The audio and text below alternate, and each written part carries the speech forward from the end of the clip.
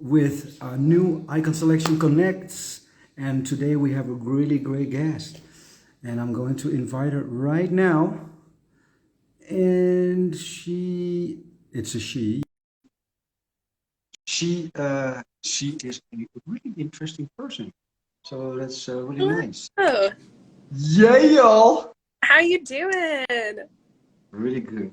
Good. And you? I'm doing excellent. It's a great day in Raleigh land. Is it? Yes. Oh yeah. The sun is shining. It's fall weather. It's beautiful. What's the weather? It's about 65 degrees here. Let's see if I can convert that to Celsius quick. That would be about what 16? Am I Oh, close? that's not really hot. Yeah, no, it's nice weather. It's very nice weather. Hey, this is our first live with you. Did you ever been in an Instagram live?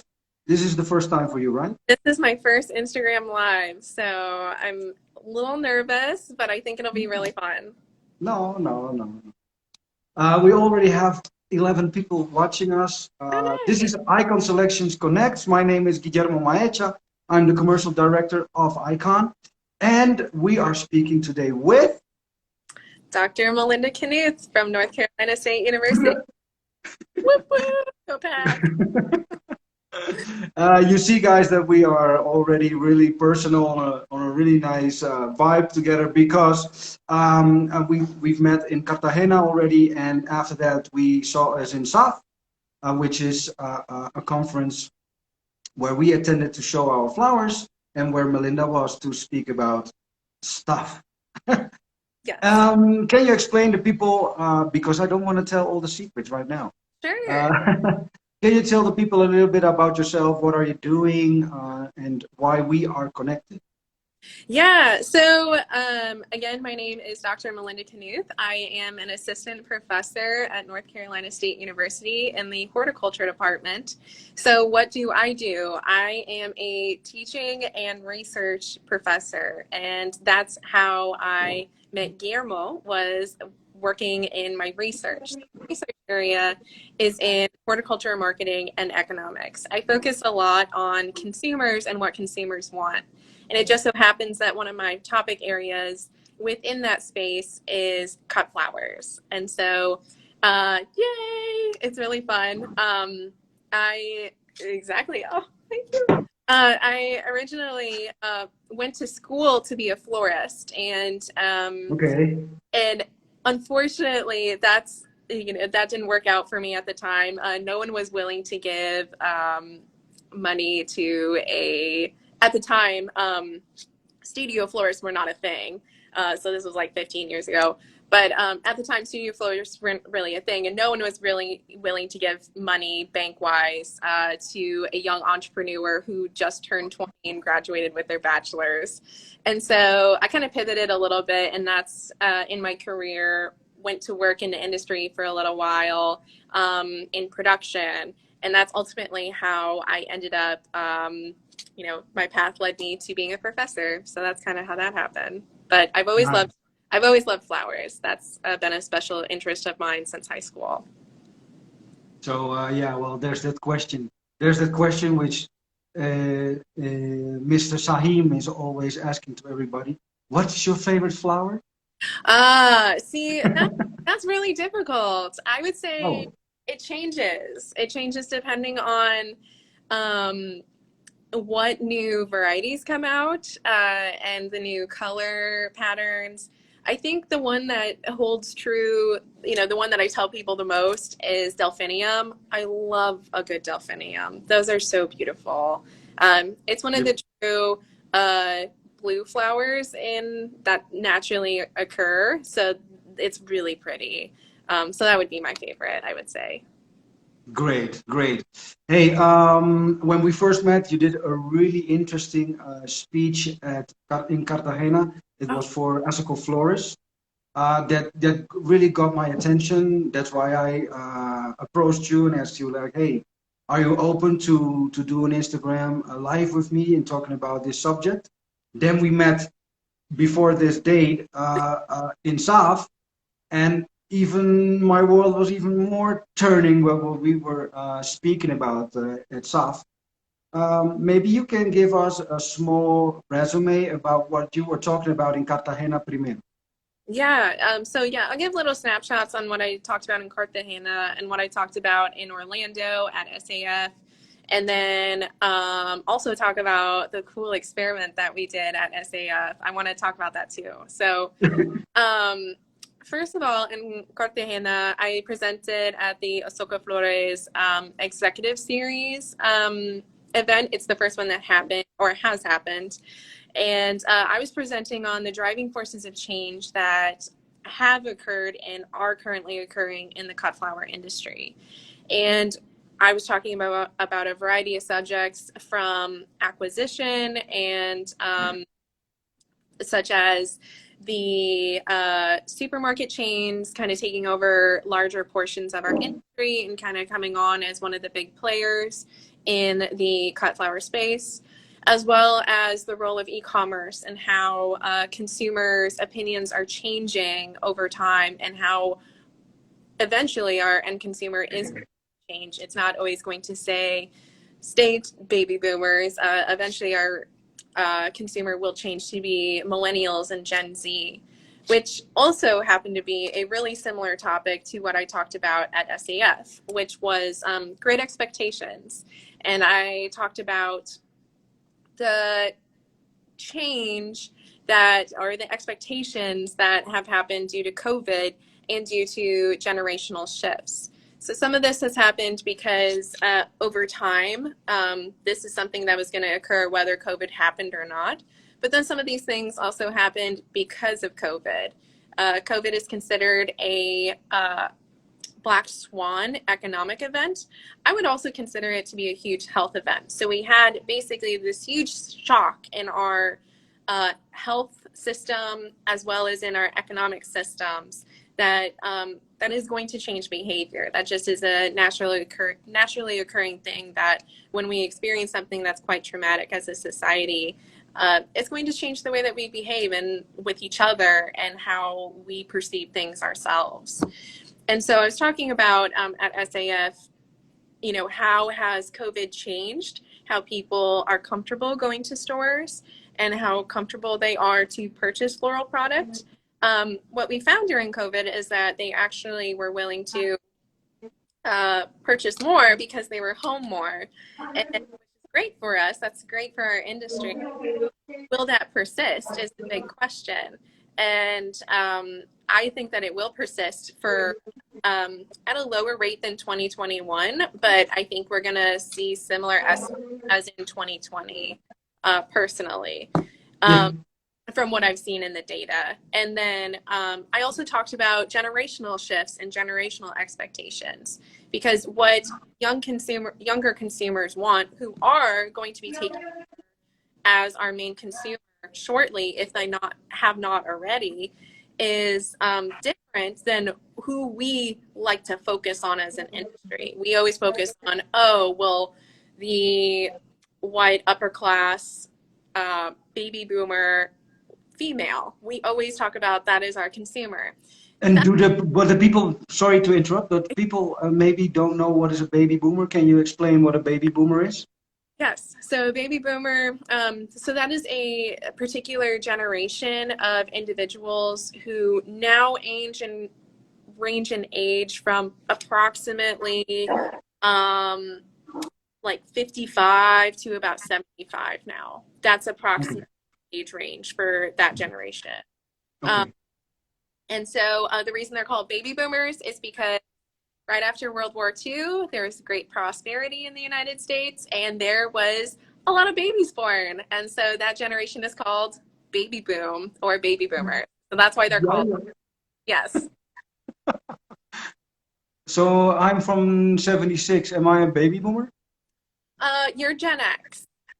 Yeah, I'm Gen X. Yeah, you're Gen X. Yeah, and they're kind of considered the forgotten generation because they're a smaller generation and you're fit right between two big ones, the baby boomers and the millennials. And so a lot of times Gen X is forgotten about, even though they're an important group as well. Yeah, I think so. Yeah. I think, yeah, we are still, maybe we're not that digitized, but we are open to things. Oh, yeah.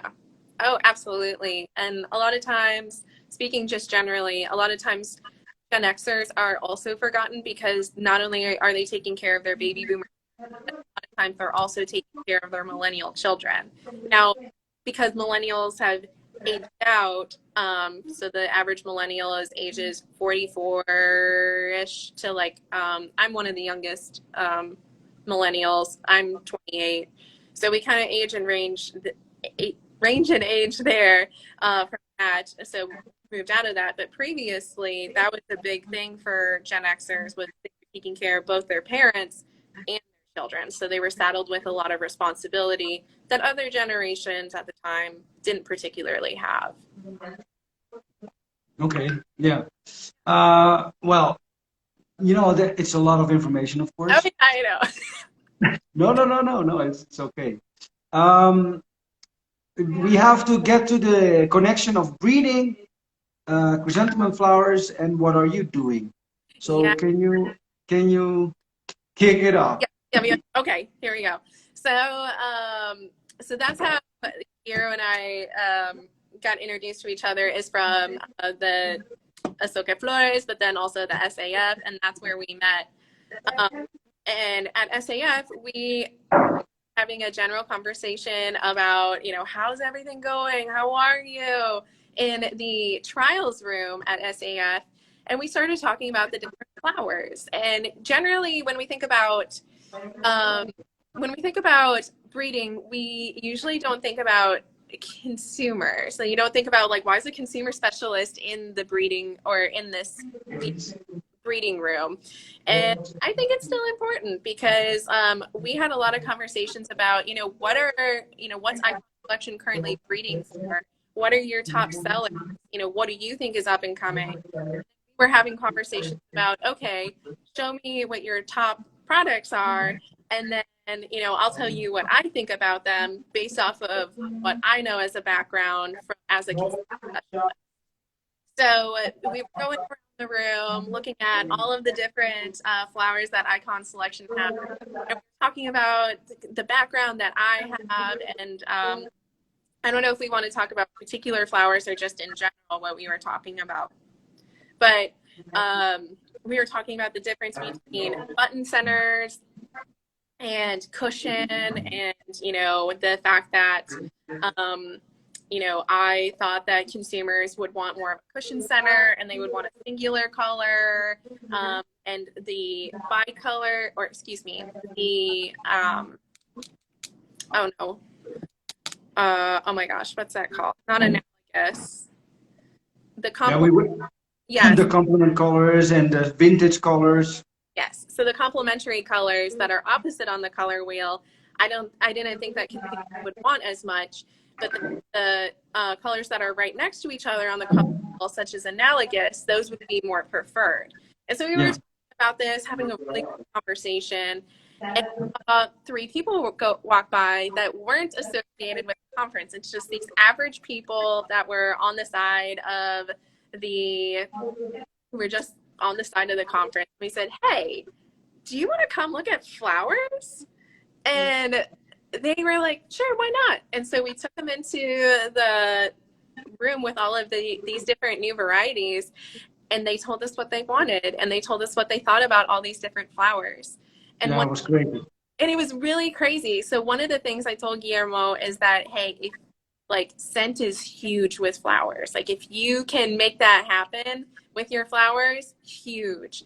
And what is the first thing that they all said when they walked in the room? They're like, "Oh my gosh, the smell of these flowers." And we said, I told them when we walked in the room, I want you to stop, look at all of these flowers, and I want you to go to the one that you like the most. And I don't want you and tell me why you like it. And you're free to touch it. And so they were going around and they That were, was great. yeah, and they all went and they were smelling it. We didn't tell them to smell it. They just started No. smelling it and touching it. And we asked them, well, why do you like that? And they're like, well, I like this one because it's very round. and or I like this one because it smells really nice and it reminds me of my grandma, or I like this one because it's really unique, which is another thing. I mean, this is something we know in the cut flower industry is if it's unique, people want it. And just hearing them say that without being prompted, it was like, wow, it was really cool to see that. And, to see some of, our literature that I personally study and find and then share with the industry, it's true. So that was really cool. Yeah. That was really cool, yeah. And there were two guys and one lady. Yes. And the lady said when entering, I don't like flowers at all. She did. She did. And by the end of the conversation, they were with us about an hour. I was expecting them to be there for 10 minutes and say, I like this one, and leave. They touched almost every single flower in that room. At the end of the conversation, then they were like, man, we're going to have this flower, this flower, this flower for our wedding. And oh, yes. Yeah. They said it because they were going to, they're going to marriage. Yeah, so they're going to get married. And then the guy actually asked the girl, he said, if I gave you flowers, would you want them? And she said, yeah, I would like that a lot. And he said, I thought you didn't like flowers. And she's like, I still would like to get flowers. And so they were talking about, well, which ones would you want to get? And so yeah, I remember. He would want. And then he was like, okay, cool. I'll just bring flowers to you then. So it's kind of fun to see like these people walked in and they're like, I don't like flowers. And then at the end of this like hour-long conversation, they're like, I like this one. I like this one. I like this one. You should get me this. I would be really happy. And, they even were, the guys started singing the song from The Little Mermaid even to like serenade his girlfriend. So that was kind of fun. That was really kind of fun. Hot Rod is saying he or she, I'm not sure. He liked like deep purple flowers. And look what I have here. Yeah. So what was interesting was the woman wanted more cushion and more like single color. But what was interesting was both of the guys that we talked to, they thought that the contrasting color, the complementary, was more attractive. So that was really interesting. And I think that alludes to, of course, there's different consumer groups in our industry. And I think that alludes to the fact that, not only who is buying the flower, but then also who is the flower for. And ultimately, what should be sold on the market and, what's going to sell better than others. Another thing that was really fun was I told Guillermo, hey, you have all of these little tiny cute flowers. These are going to be really hot. And I kid you not, yes, those. And I kid you not, all of these consumers that we found on the street, they were like, oh yeah, these little flowers, so cute. We love them. We love them so much. And it was like, see, I was right. So yeah, they're so cute and they're really nice. Popular. Yeah. Oh yeah. And I have even buttons. These are more like daisies, little daisies, but we also have these ones. Yeah. See, those are cute too. Mm-hmm. Yeah, and what we see is that there is an increase on demand of these type of flowers. Yep. Not only because of the form and the colors, but also as a replacement for other different flowers. Oh yeah. Which are even more difficult to grow and and don't have long vase life. This is chrysanthemum. This stays a long time in your vase, and it's quick to grow. It has a really quick cycle, and you have it in a lot of different colors, and it's unique. It is rather unique. And I particularly really liked the ones that looked like little tiny sunflowers. I thought those were awesome. Sunflowers are a favorite flower of Americans. If you ask them what's their favorite flower, it's usually sunflowers or roses. Pretty much every time. Unless we asked the guy. We asked that black guy who's standing at the I think it was something from Iconselections as well, and Yeah. he actually pointed the sunflower like Yep. that's my favorite flower, you know. Mhm. Yeah, I was like Mhm. Melinda. Mhm. Yeah. Uh, mhm. Hey. So, I think that's going to be a really popular flower. Like, I know it's already an existing product on the market, but you guys had a new variety out that looked like a mini sunflower, and I think that's going to be really popular. Yeah, and the other thing, it's stuff what I'm going to show you right now. We didn't show at SAF. People has to know Ooh. what we were doing at SAF as a breeder over there is like they have their outstanding varieties competition. It's a competition where you can send your varieties as a breeder, and then a really rigorous jury is going to check these flowers, and they're going to give you ribbons for that, and you can get points. And for us, it's really nice because those guys know what's going on in the scene. So if your variety gets a ribbon, you can promote that, and yeah, it can give you a boost as a breeder, of course. So we are participating in chrysanthemum, but there were roses, there were we saw proteas, we saw Lipedium, limonium. It was a lot of stuff. There Um, was a lot of stuff, yeah, right? I don't know if you said that one. There was a whole lily variety showcasing Then Alstroemeria. there were There was Alstomerias. There yeah, were a lot of yeah. Alstomerias, a lot of roses, garden roses, Um, spray roses. It was, I think it was like, how many varieties? They said like 400 varieties, something like that. I think so. Yeah, there was a Yeah, lot. There was a it lot. was, it was a lot. It was really a lot. Well, what I have here are some stuff which has already a name or there are still codes. And I just want to hear what you think. Sure. And then give us maybe your double opinion, the scientific one, the Yep. you know, the, Or the and maybe your personal opinion. okay. That sounds good. Let's go. So here we go. All right. This one has a name, Ooh. Okay. and it's called Kenobi. Kenobi. Okay. Well, I like the name. I think that's really cute. Especially with the um, kind of I call it resurgence of the nerds because it's popular to be nerdy now and to know all these different like Star Wars fans or Disney fans, whatever it may be. I like them. I think the color is nice. Is it green centers or yellow center? The It's white, creamish, yellow, and then green. okay, gotcha. So Okay, so it's going, it's making, yeah, it's changing. yeah. I like the change. I think that's a unique color pattern. My I can't my get colleague my colleague my colleague is robbing me from my sweets. oh I no. have these I have these chocolate cocoa bars, and he is robbing me. Huh.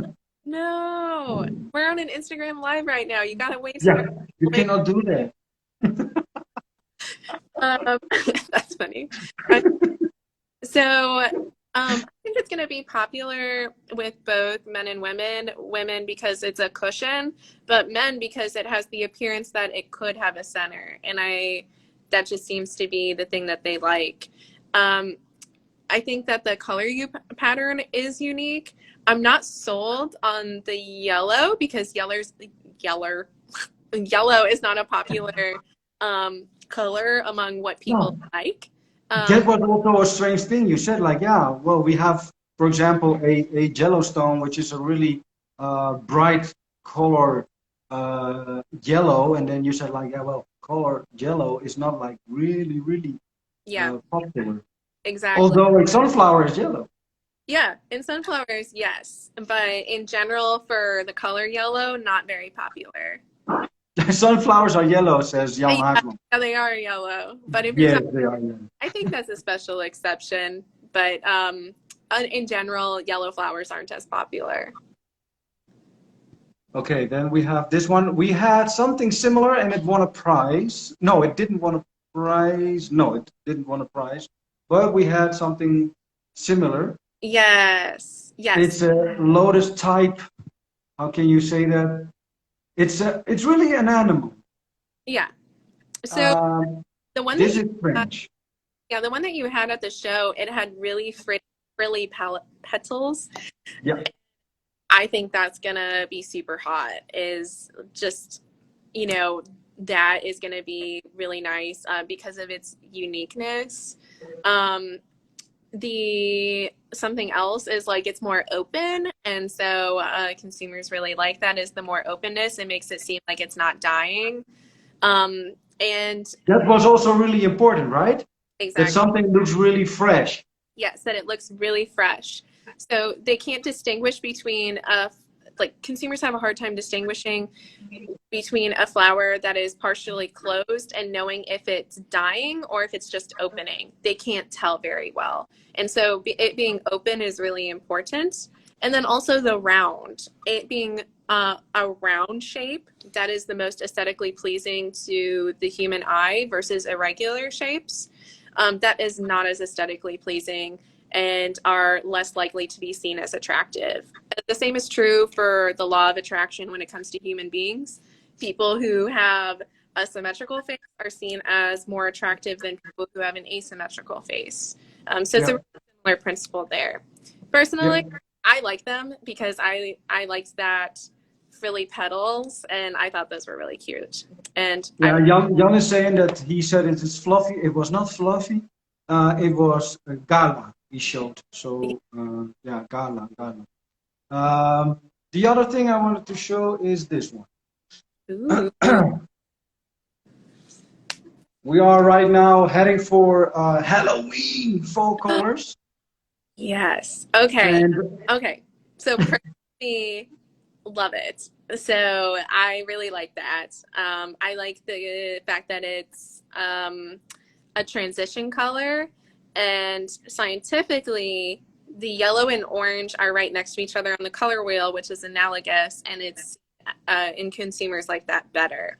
So I think that even though this does have a yellow tinge to it, the fact that it has orange in it, it's going to be a popular color. And because it's also cushion, that's also in general a better, uh, not better, I shouldn't say it that way. It's a more preferred than the button or the one that has centers. I think you call those buttons, correct? Yeah. yeah, Yeah. So those are, I think that these will be a hot seller. And the one that you showed at the show, that one was salmon colored. And oh my goodness, that one is beautiful. That one as well. I was asking for it, but we don't have it. Tequila Sunrise. Yes, that one, Tequila Sunrise. That one was beautiful. And the more muted colors are kind of in trend right now.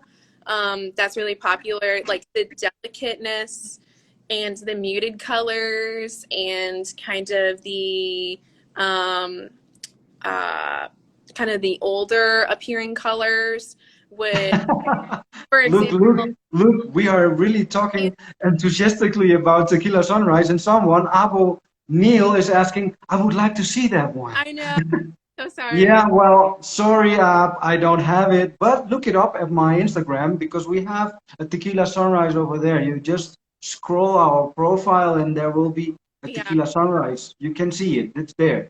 Yeah, that's a really good thing.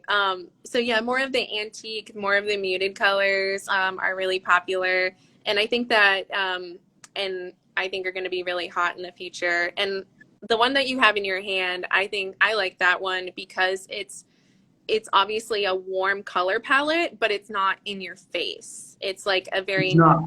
yeah, it's a muted color. It's a muted warm color palette. So I think that one's going to be pretty popular. And with the green, look at the green, it's green, green, and it Hmm. gives a really nice contrast to the Yeah. plant and the flower. Oh, yes. So that's another thing is we passed by flowers that were um like a light green or like a kind of a yellowy green. And in general, kind of with the same thing where consumers can't tell between a flower that's just opening versus a flower that's dying and closing. They can't tell when it's supposed to be a yellowy green or if it's sick. And so in general, that kind of color is seen as a sick flower or a sick plant. And so I generally don't recommend that color, scientifically speaking, because they're gonna think that there's something wrong with the flower, even though it's been bred to be like this super chartreusey color. Yeah, it was like pistache green with some pinkish in it, and I thought it was amazing, and it didn't win a prize. And the people, we asked them like, do you like this? Yeah. And they said yes, we like this a lot. Hmm. Yeah, Yeah. yeah. For me, it was a little bit strange that it didn't win a prize because it was really, as a breeder, was like, wow, this is also really nice. Hmm. Well, this is something new as well. Ooh. So I Mini coupons. I'm personally not a big fan of the color. I wish it were like a couple shades lighter. But Okay. so I personally, that's my personal opinion. I think that Mhm. again, Do it's a the people agree? Do the people agree? I don't Put know. your comments. Put your comments. Yeah. Do you agree? Do you disagree? Um, I think that so it's a very round flower. It's cushion, so all of that's gonna do well. What color are the leaves? Are the leaves super dark on it? No, it's like a purple. Purple. It's really difficult to say, and also in the camera. When you see that the camera, it's more pinkish, but when I look at it here, it's more maybe yeah, Purple. Okay. yeah, it's more purple. Okay. Gotcha. That's funny. Yeah, yeah. Maybe it's difficult to say what it is. Maybe you're right, but it's for us, or for me, it's the form. To Yeah, really. form for sure. It's very attractive. Yeah, again, it's very round and regular shaped, and all of the flowers have that regular shape. Also, when they're when consumers are buying, they're very interested in blooms, so in color. And so, the more blooms that it has, the better it is, because that's ultimately what they're buying for is the color. Same thing is true for annuals when you go into the garden retail center. They're interested in a lot of color. Yeah, yeah, that's true. And what they told me as well, that for example, the region where you're in is also making a difference. Oh Like yeah, for example, if it's winter in New York, uh, um, you know, uh, they say, "Yeah, we need bright colors. yeah. We need bright colors." Hmm. What happened?